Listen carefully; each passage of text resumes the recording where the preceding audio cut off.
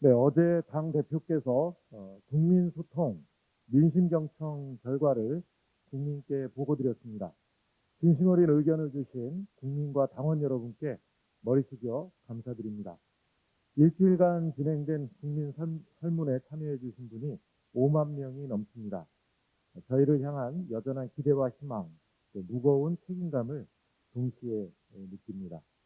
이번 프로젝트를 통해서 저희가 나가야 할 길을 더 분명히 알게 됐습니다. 스스로 더 엄격한 잣대를 가지고 반성하겠습니다. 현안에 대해 먼저 경청하고 국민과 함께 논의하겠습니다. 부동산 안정, 코로나 극복, 경기 활성화 등 민생 과제를 살뜰히 챙기겠습니다. 검찰, 언론, 공직기강 등 개혁 과제 역시 흔들림 없이 뒷받침해 나가겠습니다. 민생 개혁 과제의 차질 없는 이행으로 진짜 소통과 경청을 보여드리겠습니다. 혁신 앞에 모두 하나가 되고 낮은 자세, 굳은 각오로 국민의 삶을 지키는 일에 힘을 보태겠다는 말씀드립니다. 지표로 나타난 수출 호조세가 뚜렷합니다. 경제 회복에 자신감을 더해줍니다. 5월 수출액이 507억 달러를 돌파해 역대 최고치를 달성했습니다. 전년 동기 대비 45.6% 늘어난 것으로 88 올림픽 이후 32년 9개월 만에 최대치입니다.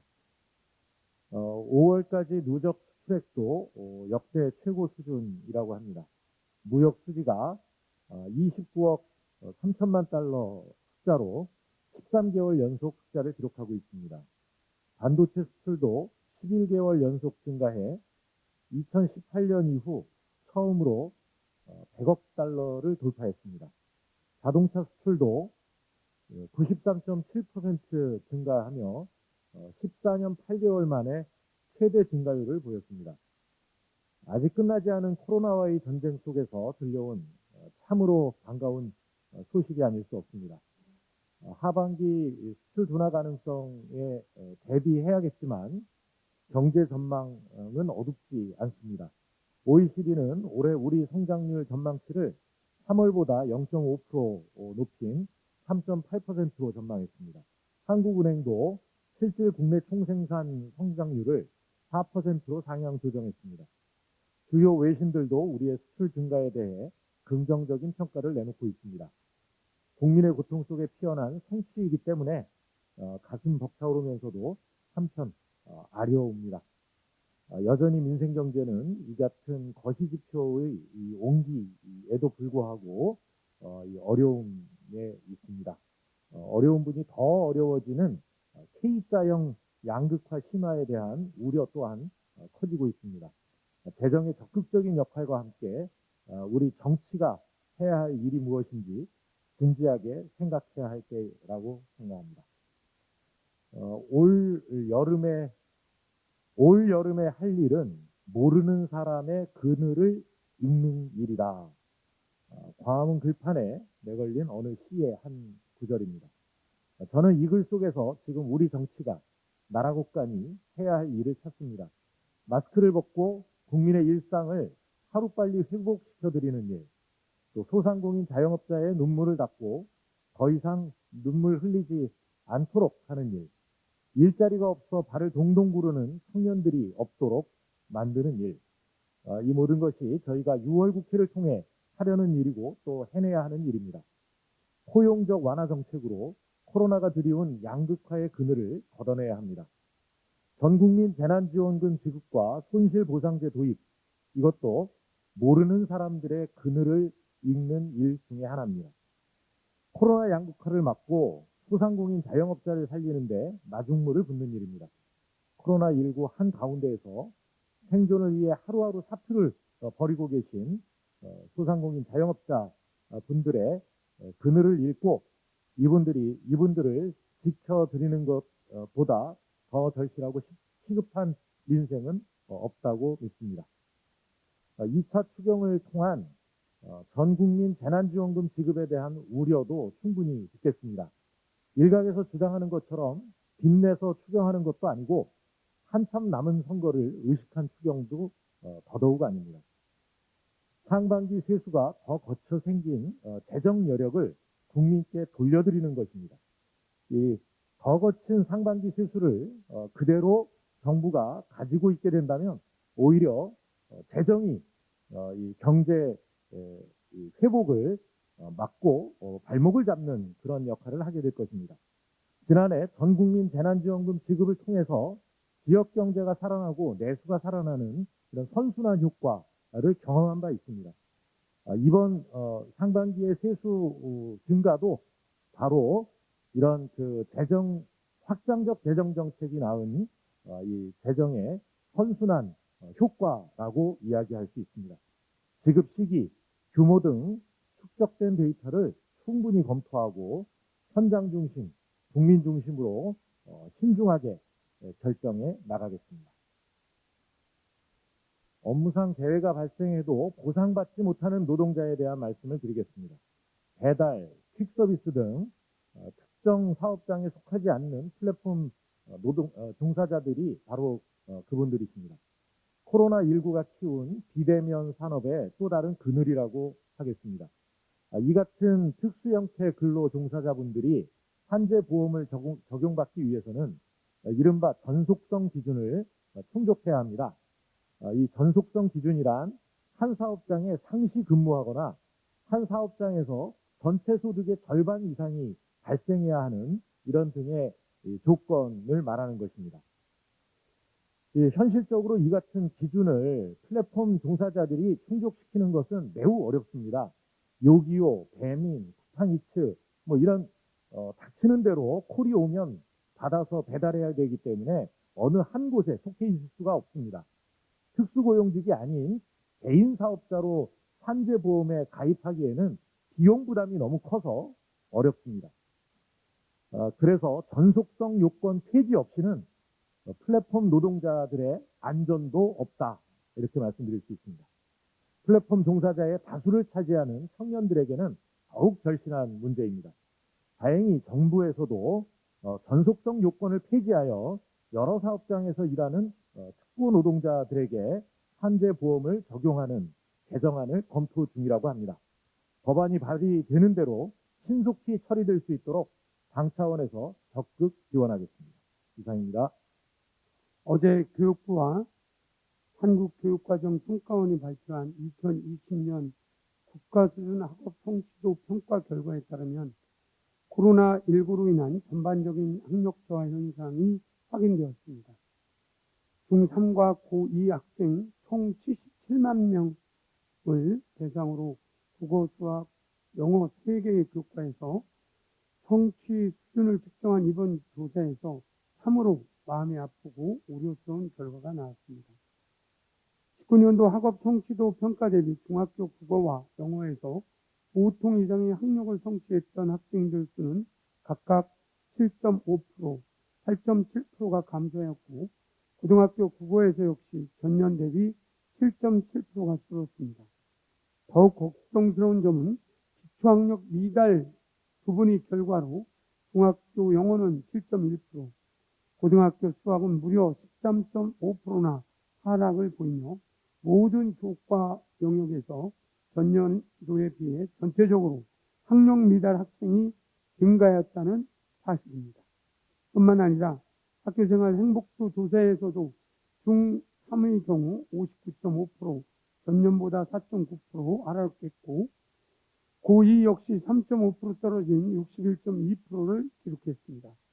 교과 학습에 대한 자신감, 가치, 흥미, 학습 의욕 모두가 2019년도에 비해 전반적으로 하락하는 등 학생들의 삶의 질 전반이 악화되며 학업 성취까지 떨어지는 현상이 발생하고 있습니다. 이런 상황에 아이러니하게도 지난 1일 발표된 5월의 수출입 동향을 보면 32년 만에 우리 수출액이 역대 최대 상승폭을 기록하는 등 거시경제 회복세는 역력합니다. 하지만 거시경제 차원의 회복세가 보이고 있음에도 민생은 여전히 어려운 것이 사실입니다. 5월 무역 수지는 13개월 연속 흑자라는데 우리 삶은 왜 여전히 팍팍하기만 한 것인지 묻고 싶은 마음이실 겁니다.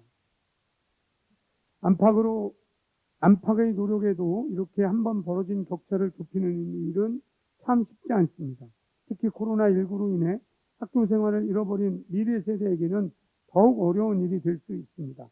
교육이 모든 국민의 격차 해소의 사다리가 되어야지 교육으로 그 격차가 더 벌어서는 절대 안 될 것입니다. 교육부는 오늘 14일부터 학교 밀집도를 3분의 1에서 3분의 2로 상향해 등교를 확대하고 2학기부터는 전면 등교를 할 수 있는 계획을 수립 중에 있다고 합니다. 아동 청소년 세대가 정상적인 학교 생활을 되찾고 공교육으로 교육 격차가 해소될 수 있도록 당정이 최선을 다하겠다는 말씀드리겠습니다. 20대 국회에 제출되어 상임위 심사를 마쳤지만 법사위에서 임기 만료까지 계류되었다가 이번 국회에 다시 발의된 기초학력보장법이 있습니다.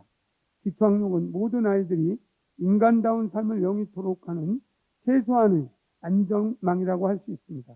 특히 사회적 불평등이 심화되는 코로나 시대에 국가 차원의 기초학력 보장은 더 이상 지체할 수 없는 시급한 문제입니다.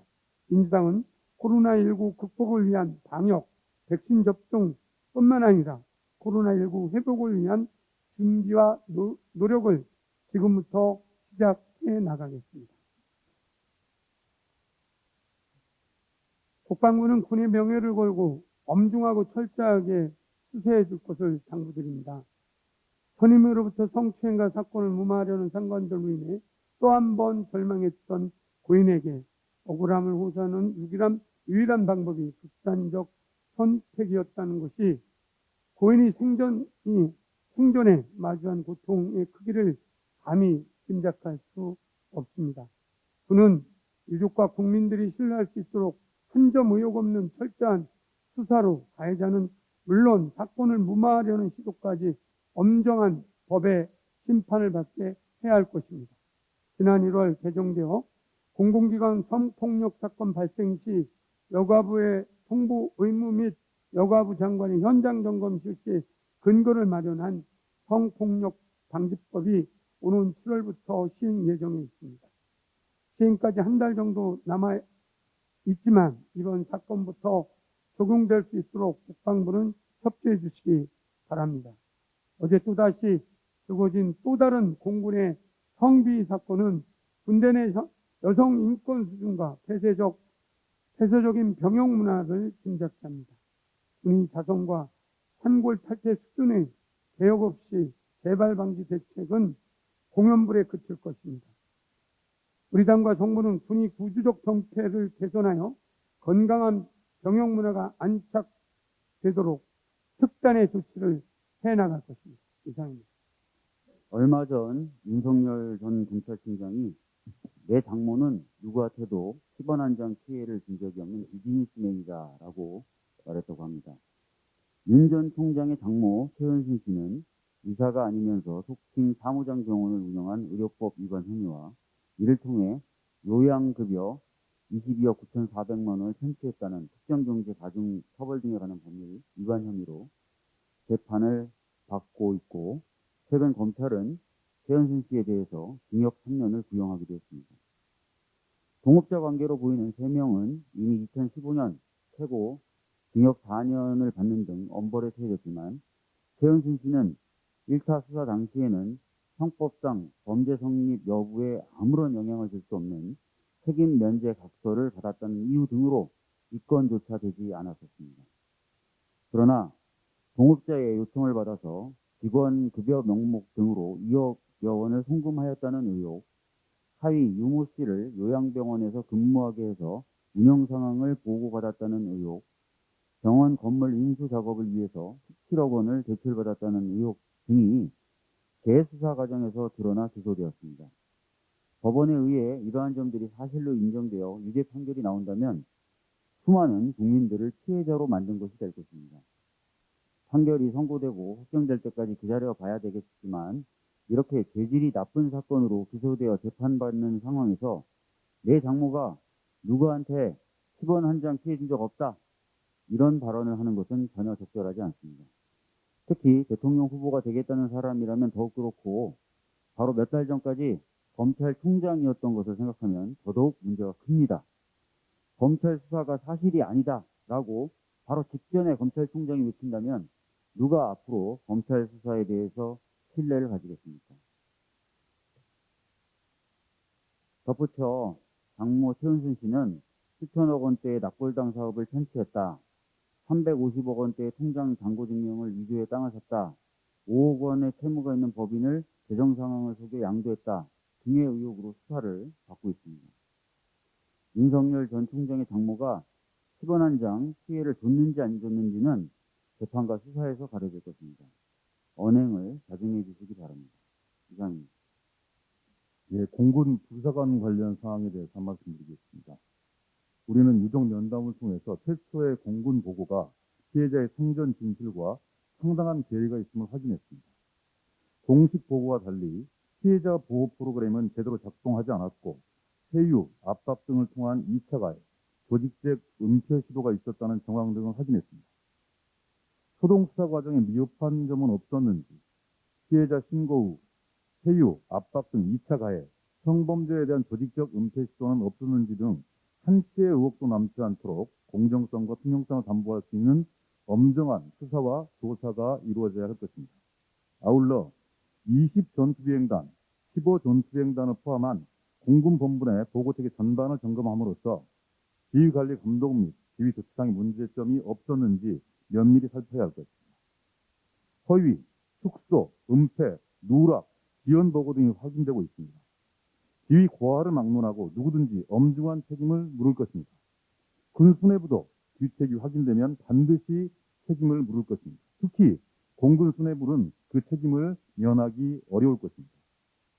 사건이 발생한 공군 20 전투비행단은 2019년 이후 이번 사건을 포함해 자살 3건, 자살 미수 7건 등 사건 사고가 끊이지 않고 있습니다. 외부 전문가가 참여하는 조직 진단이 반드시 뒤따라야 합니다. 진단 결과에 따라서 부대원 전원 전출, 나아가 부대 해편 등 모든 가능성을 열어놓고 판단해야 합니다. 수사 및 조사는 중간 과정도 소상하게 국민에게 보고되어야 할 것입니다. 동시에 외부 전문가의 참여를 보장함으로써 수사의 투명성과 공정성을 담보해야 합니다. 성범죄 수사 및 조사는 고도의 전문성과 축적된 경험이 요구됩니다. 국방부 검찰단, 조사본부의 힘만으로는 어려운 과제라는 인식하고 인정해야 합니다.